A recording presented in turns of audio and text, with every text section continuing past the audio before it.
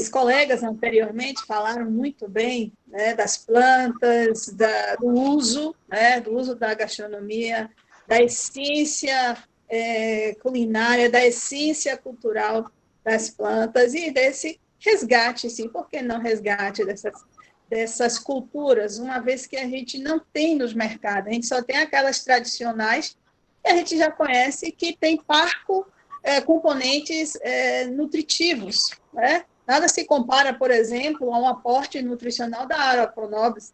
Ela é riquíssima, uma planta riquíssima em proteína, chamada de carne de pobre por ser rica em proteína, né? Uma outra planta também, que é considerada punk, que eu já voltar ao que é o punk, que é a punk, né? É a beldroega, uma das plantas que tem uma riqueza muito grande de ômega 3. E a gente sabe que hoje o ômega 3 é um antioxidante fundamental para a saúde das pessoas, certo? Então, vamos lá. O que é punk? O que é a palavra punk? Na verdade, não é bem uma palavra, é um acrônimo segundo Knupp. Valdeli Knupp, ele cunhou esse acrônimo, que ele batiza como acrônimo, justamente para englobar aquelas plantas que ele estava estudando e que era de pouco conhecimento da grande maioria das pessoas. Então, as pessoas diziam que é mato, que é erva daninha, que é isso, né? São plantas que não se conhecem, que caíram em desuso, que não é cultivada de larga escala. Então, ele aí cunhou o nome punk para simbolizar as plantas alimentícias não convencionais. Não convencionais, não porque elas não estejam aptas para serem consumidas, mas porque não fazem parte do dia a dia, da mesa, da dieta diária das pessoas. Tá? E por isso levou a um negligenciamento, falta de políticas públicas, desconhecimento, avanço da monocultura, né? E isso tudo acaba causando um impacto ambiental muito grande. E aí que Knupp vem trazendo também 3 conceitos que eu achei assim fantástico quando ele vai trabalhando, e a gente pegou aí esse desafio, tá? Que é a fitolimurgia, a etnobotânica e a agrobiodiversidade. Então, são 3 conceitos que ele também traz no bojo das punks, né? Essas plantas negligenciadas, plantas ruderais, como leda coocô, certo? Ruderais por quê? Cosmopolita por quê? Porque elas se adaptam a muitos lugares inóspitos. Então, são plantas que possuem uma resistência. Eu comparo as punks com a agricultura familiar. Uma coisa que a agricultura tem e que as funk têm é a resistência. São resistentes. Então, os tempos ruins estão aí, mas elas estão resistindo. Né? O mercado das monoculturas está aí massacrando, mas estão resistindo. Né? Estamos resistindo. Cada vez mais o movimento slow food, a rede punk, elas também são movimentos que resistem, tá? A essa nuance de coisas que vem de cima a baixo, goela abaixo, para as pessoas consumirem. Né? E a gente percebe que o nosso país ele tem uma grande biodiversidade. Então, a fitoalimurgia é uma ciência que retrata, estuda a forma como as pessoas se alimentam de plantas nativas, plantas exóticas, plantas negligenciadas. Então, ele vem com esse conceito justamente para resgatar uma parte das punk, porque punk não é só, é aquela hortaliça, né, que nasceu ali na calçada, nasceu no terreno baldio. Não. Punks também são frutos nativos, são plantas exóticas trazidas de uma região para outra, né? Punk é cultura. Minha mãe fazia língua de vaca, fazia o efó, fazia a maniçoba com a taioba. Aí a gente pergunta hoje, muitas pessoas desconhecem, não conhecem nem a língua de vaca, nem a taioba. Agora imagine outros alimentos como o iambu, o melão caboclo, que eu sou apaixonada, sou fã, realmente, tá? E dentro desse arcabouço, que também ele traz a etnobotânica, que é o quê? é como a agricultura dessas plantas interferem na vida das pessoas, quer seja na manutenção da sua cultura local, né? Quer seja na tradição de algum prato da gastronomia que passa, né? de família para outra família, de mãe para filha, e por aí vai. Tá? Então, qual é o envolvimento dessas plantas na comunidade, o impacto na vida dessas pessoas? Então, ele traz esse conceito de etnobotânica. Certo? Bom, e, finalmente, a agrobiodiversidade, que é justamente se cultivar plantas que foram esquecidas, negligenciadas, né, ditas punks, com a união entre ser humano e natureza, com prática de domesticação dessas plantas para ter um melhor retorno, né, um melhor cultivo. Isso é até um dos conceitos que a Embrapa vem trazendo, justamente para dinamizar a agrobiodiversidade. Tá? Ou seja, aí vem as agroflorestas, né? O cuidado com as comunidades tradicionais, certo?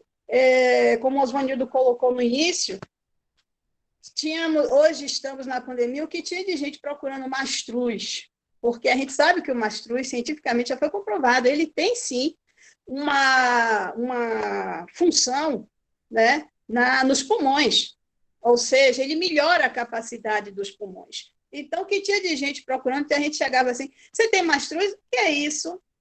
Gente que não sabe. Agora, você vai para uma pessoa, um povo mais antigo, alguém que já conhece, um feirante mais experiente, aí ele sabe.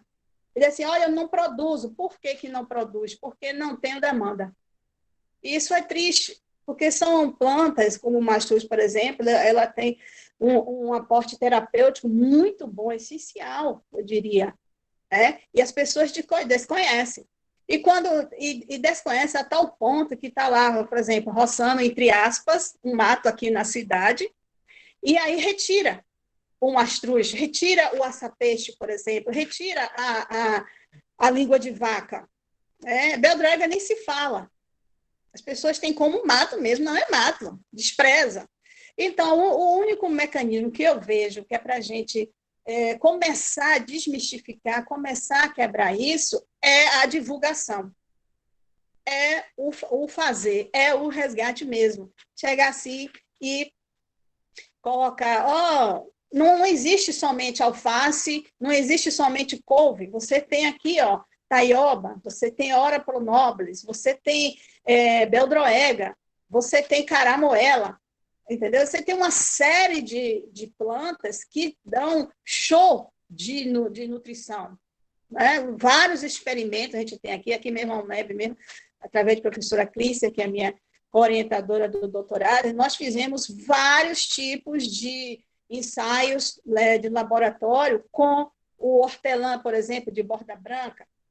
Né? Fizemos com a chaia, fizemos com a xanana e outros mais, porque foi uma infinidade. E nós todos eles constatamos que tem uma grande gama de nutrientes importantes à saúde humana, à alimentação humana.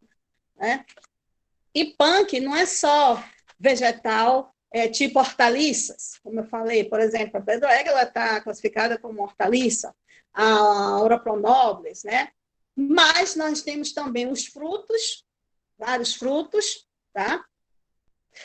Nós temos também as partes de vegetais tradicionais que não são comumente utilizados, como, por exemplo, o coração da banana, o miolo da jaca, que as pessoas comem somente a parte polposa da jaca e desprezam aquele miolo. Aquele miolo é ótimo como ensopado. Você pode fazer um ensopado que vai nutrir, e é extremamente saboroso. Então, para a questão gastronômica, é assim, fantástico. Fantástico. Basta realmente o povo, as pessoas conhecerem, se permitirem, tem que se permitir também. Aí alguém está dizendo aí que, além de alimento, o mastruz é antibiótico. É verdade. É verdade. Tem muitos estudos apontando para a eficiência terapêutica. Eu não digo nem tão somente alimentícia, mas terapêutica das plantas, dessas plantas. Certo? Bom, também são consideradas punk, por quê? Porque não são corriqueiras, não são comuns, não estão na mesa da grande maioria da população, de uma região, de um país e até mesmo do planeta. Certo? Contudo, são plantas que têm uma parte interessante, tanto terapêutica quanto medicinal. Isso, exatamente, José. Exatamente. Bom, eu trouxe aqui um trecho que é dos documentários da FAO, que eu achei fantástico, né, para a gente divulgar até. Então, a FAO diz assim, 2019, esse documentário, a biodiversidade, deixa eu ver, isso aqui, deixa eu ver se eu botei aqui, aqui. A biodiversidade de plantas, de vegetais superiores, chega a 500 mil espécies. Dessas, 250 mil foram identificadas e descritas. 30 mil foram identificadas como comestíveis. 30 mil espécies de vegetais superiores. Certo? Ou seja, aqueles que desenvolvem completamente. Né? Você pode aproveitar o máximo deles. 7 mil são cultivadas, dessas 30 mil, apenas 7 mil são cultivadas, e podem ser de subsistência ou comercializada, ou seja, tem um retorno de mercado, tá? E apenas 3 espécies, que é o trigo, o milho e o arroz, que são responsáveis por 60% da base da alimentação da humanidade. Isso é impossível. Você vê o poder da indústria, da agrotech, agropop, agrotudo, né? A gente percebe o poder.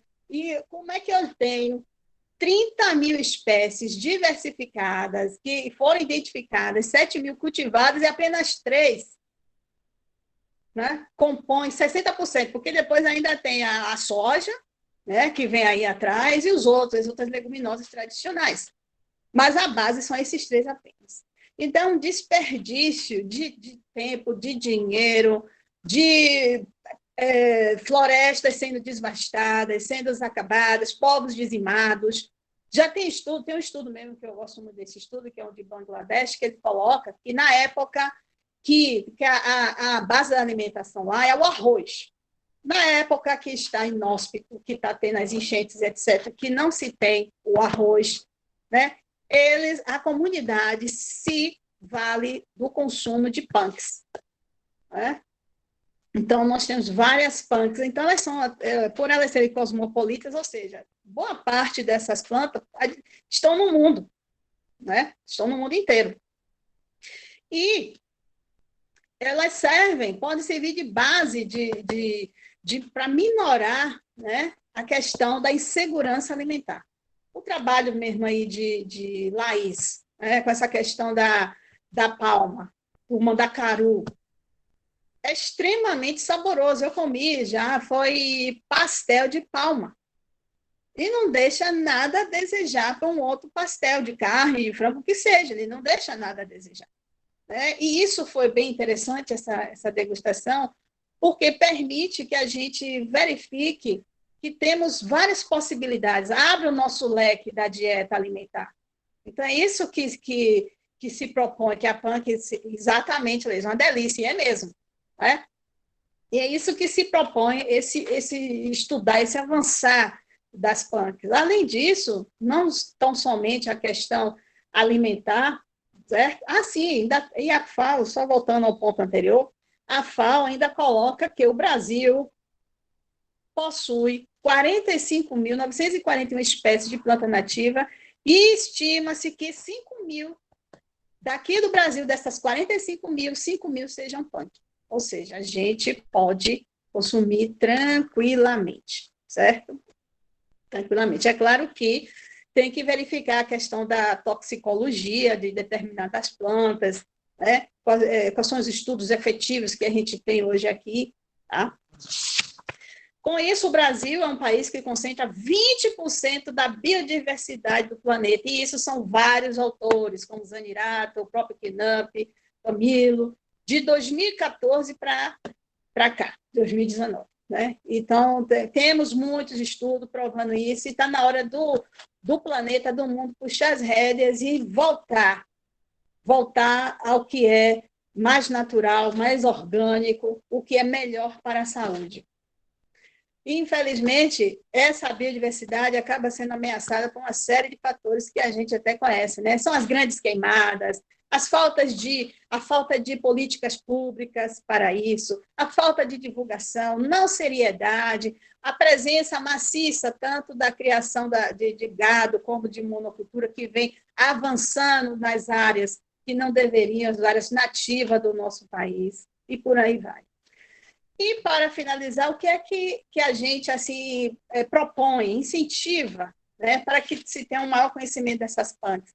Que comece nas escolas, principalmente todas as escolas, públicas, particulares, mas o que começasse já pelas escolas públicas.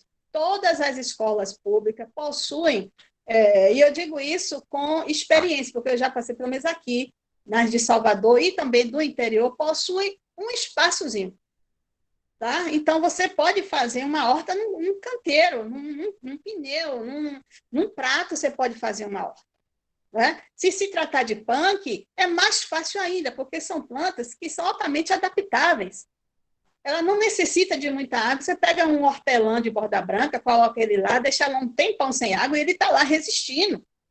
Entendeu? Então, não precisa de muitos cuidados, de adubação, de irrigação. São plantas que realmente se adaptam. Então, já podiam ter, serem construídas essas hortas, incentivo e hortas escolares. Né? Começaríamos com punk, porque a punk não precisa de muito insumo, né? Não precisa de muito recurso humano. Né? Seria também uma coisa interessante para os alunos começarem a perceber que a boa alimentação é que traz a boa saúde. Né? Vitaminas, sais minerais, micronutrientes advêm das plantas. Que o suplemento, muitas vezes, que vende na farmácia não é adequado para as pessoas. Tá? Outra coisa também, incentiva hortas urbanas, e as hortas urbanas, além de trazer um paisagismo diferente para as cidades, ela auxilia também na manutenção da economia local. Quantas pessoas estão aí na época de pandemia, sem dinheiro algum, começa ali a plantar ali, não, tem um terreno baldio, começa a se unir, favoreceu, de certa forma, a união entre as comunidades. Isso aí rendeu, de certa forma, um pequeno valor econômico, né? Então, desenvolve, sim, as pessoas. Só que tudo isso dá muito trabalho, não é interessante para os governos, né? Mas cabe a gente que tem essa visão incentivar, estimular, né? Outra coisa também para aumentar tanto a agricultura familiar nas cidades e também nos campos é a presença maciça na alimentação escolar. Falta realmente uma legislação mais efetiva, mais expressiva, que obrigue, né, que o governo compre da agricultura. Tem lá, 30% tem que ser da agricultura familiar, mas muitas vezes só fica na base do papel. Né? Quando você tem um aluno, quer seja ele de ensino básico, quer seja de ensino médio ou até superior, como a Rede Punk tem, a Rede Punk tem série de canteiros dentro da própria UFBA, que é utilizado pelos alunos, pelos professores. Por que não isso também na educação básica, na educação profissional, na educação de ensino médio, visto que as escolas possuem espaços para isso, né? E essas plantas serem utilizadas na alimentação escolar. Temos aí sim, vamos favorecer a gastronomia sustentável, vamos favorecer uma melhoria da qualidade nutricional desses alunos, e não custa nada, não tem muito investimento. É força de vontade, é boa vontade política. Além disso, diversifica a alimentação, né? Auxilia, sim, na segurança alimentar. Tem vários estudos apontando nesse sentido. Esse de Bangladesh mesmo, ele coloca que as pessoas não morreram de fome porque tinham, sim, as plantas ruderais. Né? E, claro, divulgar, levar, né? Construir. Aí, sim, a gente, né, consegue uma melhoria aí, pelo menos para esse povo que já está tão sofrido. Né? E é isso, gente. Eu quero agradecer muito a mesa, quero agradecer a professora Marinês, os meus colegas, João, Joseni, Osvanildo, Noêmia, Gratidão a vocês, muita luz, muita paz. Muito obrigada.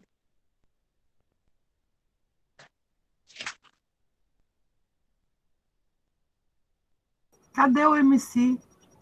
MC Osvanildo. Gente, nosso palestrante, ele não conseguiu acesso. Está quase dando certo, professora Marinês. Eles estão lá se batendo para... Está quase dando certo, tá. Jussara. Então, vai apresentando o grupo, por favor, Osvanildo.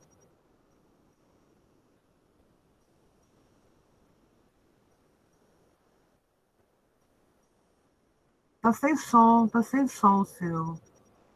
Você tá sem som. Eu acho que esse que entrou agora... O Osvanildo está sem som. Eu acho. Só que tá sem a tela, sem vídeo. O Osvanildo está falando lá, eu estou vendo a boquinha mexer, mas ele não está falando.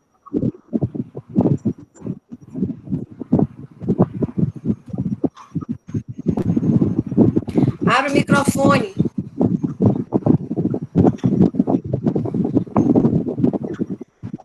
Vou botar no chat. Agora sim, né? Ok? Agora tem microfone. Eu quero apresentar o professor Bernardo Hu, que é doutor em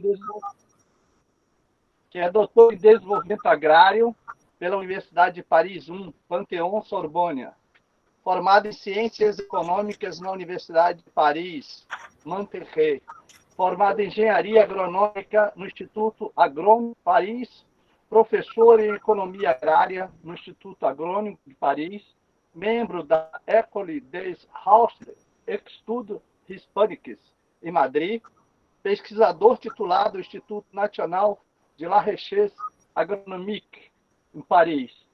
Faz pesquisas sobre sistemas agrários na Espanha e pesquisas sobre territórios mediterrâneos.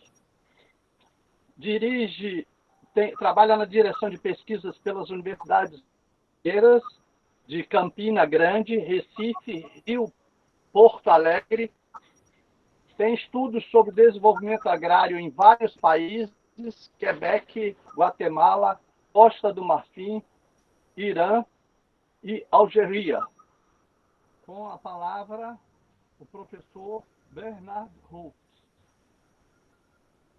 Aguardo. Ele conseguiu entrar? Hein, Francisco? É muito desconhecido, acho que é Jussara e ele. Cadê o desconhecido? Chegou um desconhecido aí, foi nessa onda que aconteceu o que aconteceu antes, né? Entrar como desconhecido. Então, eu não autorizei a entrada de novo, a gente não pode correr o mesmo risco. Ela tem que entrar com o e-mail dela, com o nome dela, ou o nome dele. Senão vai acontecer a mesma coisa. Passe uma mensagem para... Não vai conseguir, gente, porque ela estava com... Passe uma mensagem para a Jussara. Já passei mensagem para a Jussara e mandei para o e-mail do Yahoo dela e para o e-mail do Gmail. É só ela clicar para entrar. Vamos trazer uma contribuição. Quer dizer, deixa ele entrar. Vamos aguardar.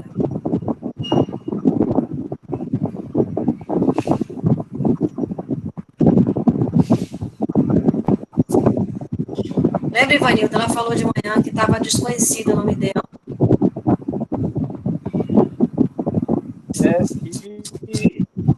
Mas nós já estamos ressabiados, né? Por isso que ele está perguntando lá como é que vai ser esse acesso. Professor Marinês, posso falar uma coisa específica sobre a fala de Simone? Obrigada. Simone falou bem em relação à questão das PANCs, que são as plantas alimentícias não convencionais, e que eu tive a oportunidade, inclusive, de discutir bastante com meus estudantes de gastronomia. Tanto no sentido de trazer coisas novas, que é importante você estar consociado com a biologia, o biólogo pode nos ajudar para a gente que não sejam tóxicas, não corramos riscos, e não sermos levados pelo simples modismo, mas principalmente no resgate de alimentos que eram utilizados antes, tanto aqui na Bahia, toda a região do Brasil, até em Minas Gerais. Outro dia encontrei uma amiga que ela disse que tem mineiros que não querem mais comer abóbora, porque dizem que é comida de bicho. E assim, e a abóbora é uma comida tão maravilhosa, ela na sua integralidade, as próprias sementes. Mas para falar especificamente em relação às folhosas, que realmente podem enriquecer a nossa alimentação, até porque a gente fica um pouco habituado a um alface, às vezes é um tipo de alface só, quando há uma diversidade muito grande. E chama atenção só de um fato, esses vegetais folhosos são muito importantes, são facilmente cultiváveis, são espontâneos, são resistentes, tudo de bom. Por estarem integrados com a natureza, eles são mais ricos em nutrientes, porque o cultivo, por exemplo, na hidroponia, traz uma segurança de alimento, de contaminação. Mas o próprio fato da planta não estar lutando pela sobrevivência faz com que ela tenha menos substâncias boas, menos antioxidante, por exemplo. A produção desses elementos se dá muito por conta desse viver com o ambiente, onde ela desenvolve, inclusive, suas potencialidades de uso na farmacoterapia, na parte terapêutica mesmo. E gostaria de falar principalmente em relação à Ora pronobis, que é muito colocada como bife dos pobres, né?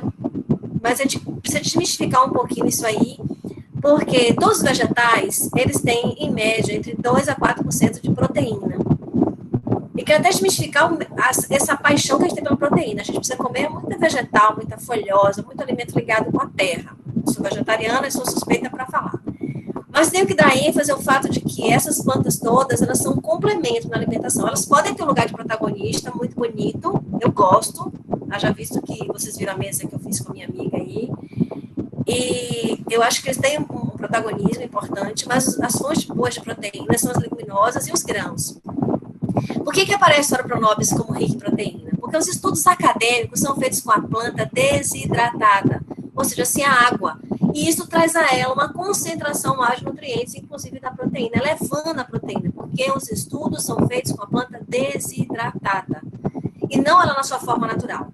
Então, bote Ora pronobis na sua salada, mas entenda que ela é um componente de salada. E se você quer fonte de proteína, pegue os grãos, pegue o andu, que é outra coisa que é relegada, pegue a semente da abóbora, que além de ter proteína, também tem zinco, tem ferro, tem carotenoides, né? Pegue os grãos e as sementes, que esses são mais ricos para nós como fonte de proteína. Espero ter esclarecido esse ponto, né? A Ora pronobis está aí na internet divulgada como uma proteína forte, ela tem, em média, na sua forma natural, de 3% a 4%. E os estudos são feitos com ela na forma desidratada, e por isso que as concentrações se elevam. Importante a gente difundir o conhecimento, filtrar. Saúde para vocês. Posso falar? Joseli, eu acho que é porque a Ora pronobis, as pessoas já faziam, né, no formato de bife, de carne. E aí, também, por ela ter esse formato e por ser realmente, ela tem uma riqueza, né? Que é raro, é como a beldroega também. Vegetal ter ômega 3. Ômega 3 basicamente é uma gordura de origem do animal, né? Dos peixes. A gente tem algumas sementes, tem na linhaça também, tem na caça de exatamente. Só que elas que tem óleo, pode ter ômega 3. Isso, só que elas têm que sofrer o processamento para poder extrair esse ômega, né? Que é diferente do animal, é diferente, né? Então, eu creio que por conta da tradição de se utilizar da forma como bife, foi aí que a Ora pronobis ficou sendo como carne de pobre. E é interessante a história, porque descobriram, né? Começaram a descobrir pedindo ao padre, né? Você deve conhecer essa história, né? Eles pediam ao padre, aí o padre, tá, ora pronobis, porque ora por nós. Então, tem tudo a ver no contexto, né, da religião, no contexto da época, né, e que muita gente tinha escassez de carne, sim. Né? E aí vai aquela questão, né, do tradicional, vai passando por outra, etc. E tal, certo? E realmente, claro, quando você desidrata, potencializa, né, vamos dizer assim, entre aspas, as quantidades de nutrientes, né, desses vegetais. Então, é interessante ter mais pesquisas, né? Eu fiz uma observação, porque na internet o pessoal propaga. É verdade. Alimentos ricos em proteína. E a Ora pronobis está lá. Onde eles acharam essa informação? Nos estudos acadêmicos que realmente colocam isso. Mas é importante salientar que os estudos acadêmicos são planta desidratada. Então, só esse esclarecimento para a gente também estar passando que o alimento é bom, deve ser incorporado na nossa alimentação, o bredo, a beldroega, o Ora pronobis, que é inclusive utilizado até como cerca viva lá na região de Minas, que não quer dizer que você tem que comer tudo, tem coisas que agradam mais o nosso paladar e outras não. Mas resgatar, por exemplo, o feijão macaço, né? Coisas que estavam na nossa alimentação em tempos outrora e que vão sendo deixados de lado. E como você disse, podem ter na alimentação e serem estimulados e promovidos. Uma coisa que eu acho boa dessa mesa, eu até fiz meu comentário no blog, se você não fez, faça aí no seu comentário, é o fato de que todas nós, Simone, Laís, Wesley e eu, estamos falando de coisas que nós vivemos. Eu tenho isso como uma premissa, ao falar para o meu cliente, assim, olha, coma tal coisa. Se ele perguntar, você come? Eu digo, eu como. Eu digo, olha, não recomendo comer tal coisa. Você não come? Não, também não como. Eu estou recomendando aquilo que eu vivo. E essa mesa traz essa riqueza de serem coisas que nós vivemos, acreditamos. E por isso a gente contribui, a gente compartilha. Um refogado. Gente, eu ia falar uma coisa, posso falar rapidinho da Ora Pronobis. Tem seu lugar, né, Leda? A Ora Pronobis eu uso aqui muito, né? Enquanto o professor Hugo vem. E tanto ela, a folha para salada e tal, mas também eu uso ela em pó. Aqui, ó, a opção dela desidratada. Ela em pó, essa aqui é da marca Orá, ela desidratadinha, que é um pozinho, eu uso muito para fazer pães e biscoitos. Eu adiciono na massa para trazer esse aporte nutricional dela. Então, é uma opção. O professor Ru chegou, gente. Um beijo. Cadê? E ó, tem ela em pó também, viu? Vocês podem comprar ela. E é da agricultura familiar também, essa daqui. Aqui tem um selo atrás, né? Aqui tem a agricultura familiar.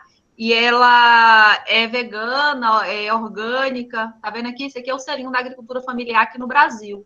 Então, geralmente, é da Orá Alimentos. Orá. Eu adiciono 10% dessa farinha quando eu vou fazer pães, que eu quero um pão verde, eu boto, porque aí o pão fica verde, colorido, bonito, perfumado, com cheiro de mato. Vamos lá, agricultura familiar, muito bom. Se já chegou, seja bem-vindo, professor. Cadê? Você vai segurar o som. Aí, Sara Freire. Chegou. Pronto, seja bem-vindo. Tá só aparecendo. Agora tá aparecendo ele. Não está aparecendo. Tá aparecendo, amor. Tá aparecendo você aqui no cantinho. Pode falar. Ele vai falar. Não é para mim falar Não, ainda. ele vai falar.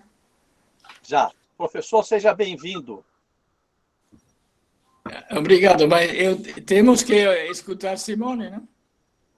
Já falou, professor. Simone, quer concluir? Simone falou? Já Já falou. Já concluiu. Nesse período ela concluiu. Olha, então Simone falou, mas eu não ouvi nada dela. Não, viu um pedaço.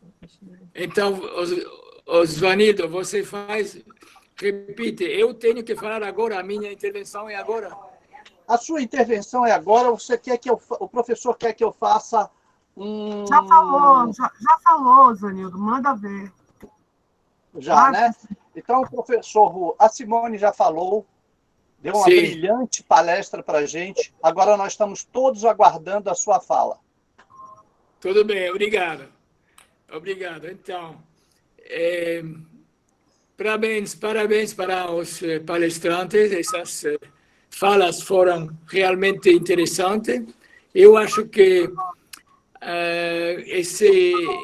essa mesa permite entender qual é o problema maior agora da agricultura, da relação entre agricultura e sociedade.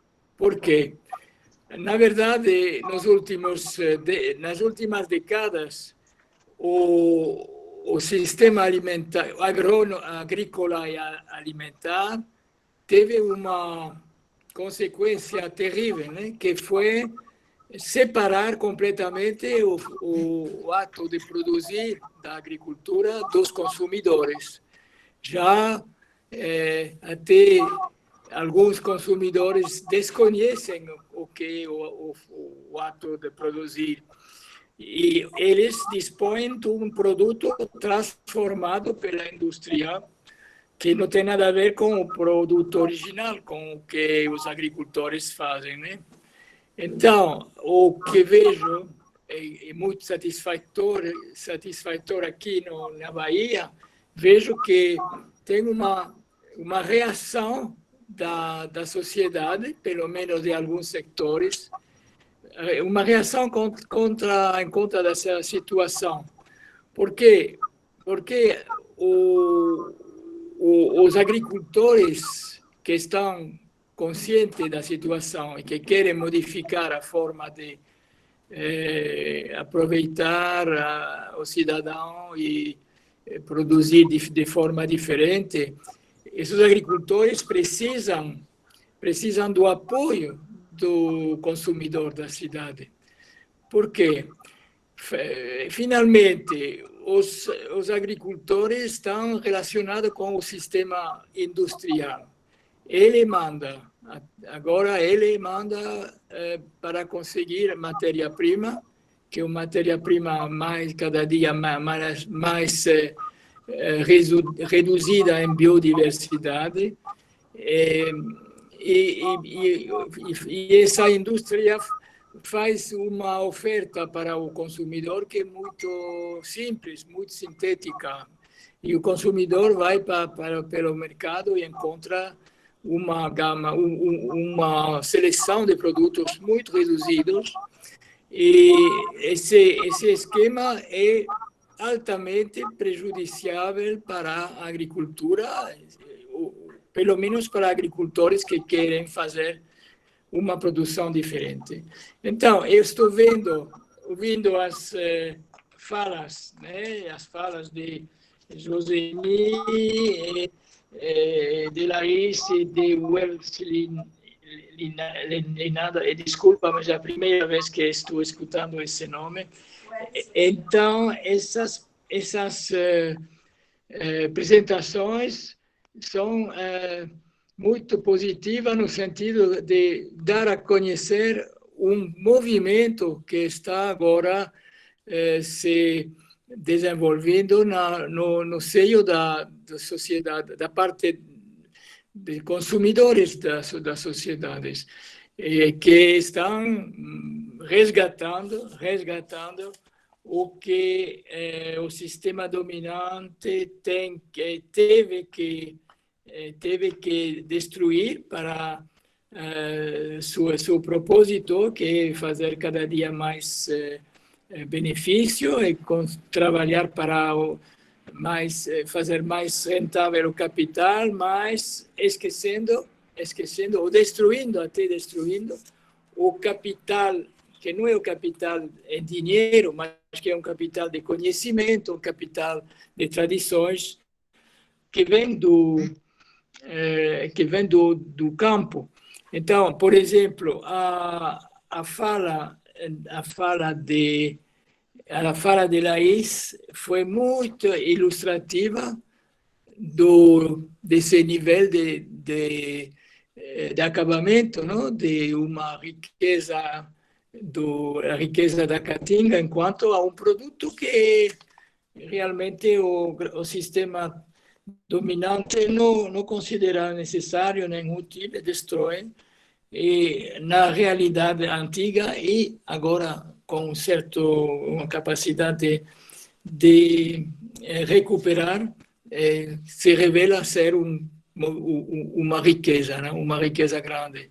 Então, para mim, essas falas, a partir de realidade, por exemplo, essa rede que eu não conhecia, a rede Punk, que é exatamente uma rede de recuperação, de resistência para não voltar à situação antiga, mas adaptar para a situação atual uma capacidade de produção a partir de uns recursos locais, tradição de produção, tradição culinária. Eu acho que é um exemplo muito favorável, um exemplo muito interessante para ter um pouco de esperança de que pode haver alternativas ao sistema que somos todos, como dizer, clientes, né? Então, não foi só a postura de Laís, mas também de Joseni e também de, desculpa, de Weris Leda. Lamento não ter entendido Simone, mas acho que era mais ou menos a mesma orientação. Todas essas falas têm essa unidade, né, de mostrar que sectores digamos, da cidade, onde estão os consumidores, basicamente, são capazes de oferecer uma postura diferente, uma postura alternativa, que é valorização de um capital tradicional de conhecimento e de produtos que acho importante dar a conhecer. Seria um primeiro passo essa reunião, essas ponências, e seria bom continuar, por exemplo, em publicações, né, porque a minha opinião é o sistema dominante é muito potente, sabe organizar os agricultores, sabe organizar a comercialização, sabe organizar os grandes mercados, como é o shopping, não? Onde temos as formas atuais de comercialização. Então, eu não vou chamar de inimigo, vou chamar de uma presença dominante, e para oferecer ao consumidor umas alternativas, é preciso organizar e ter como dizer, um campo de disputa onde os consumidores são os que vão fazer a pressão, onde os consumidores vão dizer: eu quero outra coisa, eu quero outro tipo de produto, mas eles têm que se organizar e fazer a demanda, porque se não tem a demanda, os agricultores também não podem desenvolver a sua produção. Isso é a minha ideia, que de um lado essa reunião de hoje está bem, muito útil, porque permite conhecer princípios, alguns movimentos, alguns esforços feitos.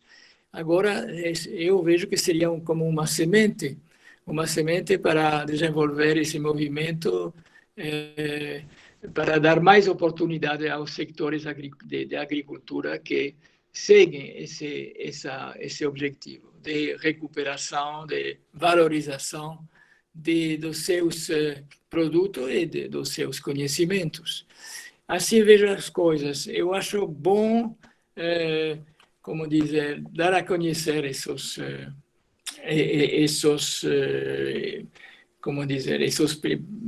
primeiros desenvolvimentos da sociedade para uma alternativa. Então, parabéns a todos, e acho que vocês têm que continuar nessas orientações. Obrigado.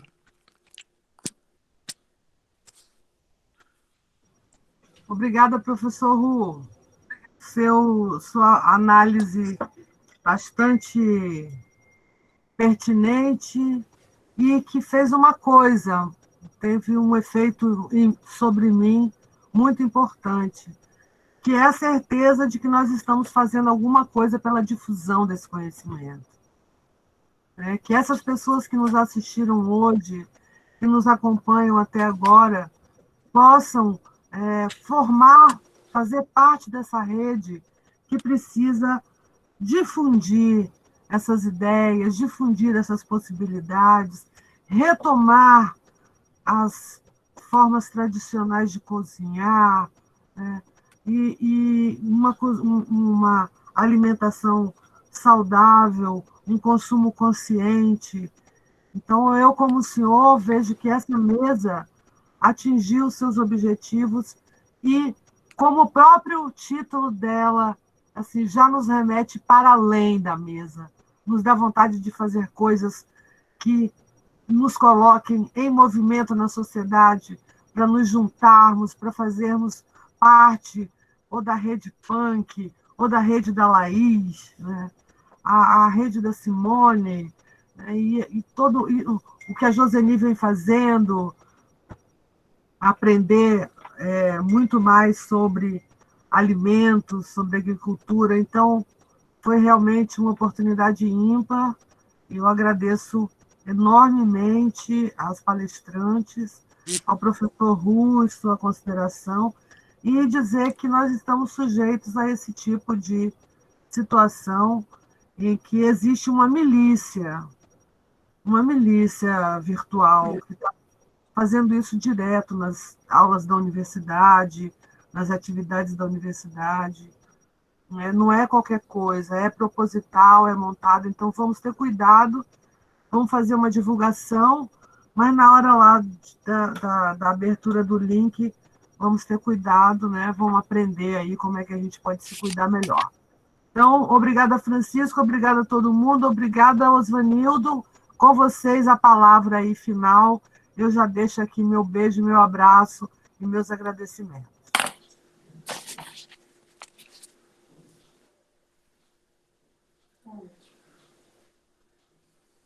Você está com o microfone desligado, Osvanildo.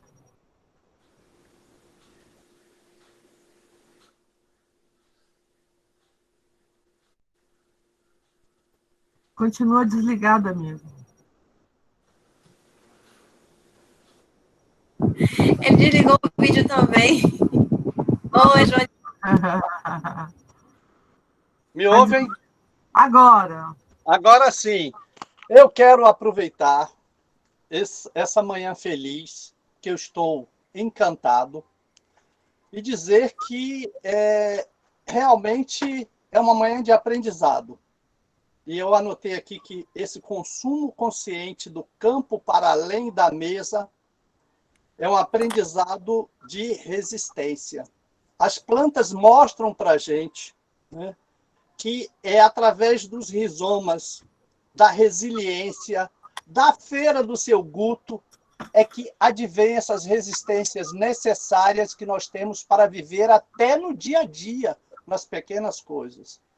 Então, a nossa experiência de hoje, ela vai para além, não só da mesa, mas além de todos os pequenos discursos, ela vai para além da vida. Ela vai mostrar para a gente que esse curso mostra uma representação, que é a representação que eu trago, que é do aroma e do sabor. Nós vivemos um momento onde nós estamos valorizando a relação com o aroma e a relação com o sabor. Nós precisamos aliar essa relação com o saber para fazer o que o nosso departamento faz, difundir conhecimento. E é por isso que eu quero pegar esse ponto final e dizer muito obrigado a todos vocês. Muito obrigado pela oportunidade e muito obrigado por fazer parte dessa rede. Boa tarde a todos, todas, todos. Não deixem de continuar no nosso programa, certo, convidadas? Vamos todos aí adiante, que tem cada coisa muito boa. Tenha o vídeo da Weris Leda e da Joseni. E também queremos botar no nosso blog o seu vídeo, Laís. E também o vídeo do professor Ataíde. Depois a gente podia pedir a ele para a gente trazer, tá bom? Para ficar rodando lá. E nós vamos ter uma videovivência nesse terceiro bloco. Vem também conversar com a gente, certo? Todo mundo, Laís principalmente, que era a produtora do vídeo e de uma vivência. Um beijo muito, muito, Professora muito, Inês. Muito... Oi. Nossa próxima atividade dentro da Inteligência em Rede é dia 22 de março, 10 horas da manhã. Nesse mesmo evento, a gente vai ter uma próxima atividade e queremos contar com a sua presença. Então, acesse nossas redes sociais e faça a sua inscrição, pois a partir da próxima só vai entrar quem está inscrito. Sim, senhor. E visitem lá nossas redes e deixem as opiniões de vocês, como é que nossa mesa hoje funcionou em termos de conhecimento, de aprendizagem, de mobilizações para vocês, tá certo?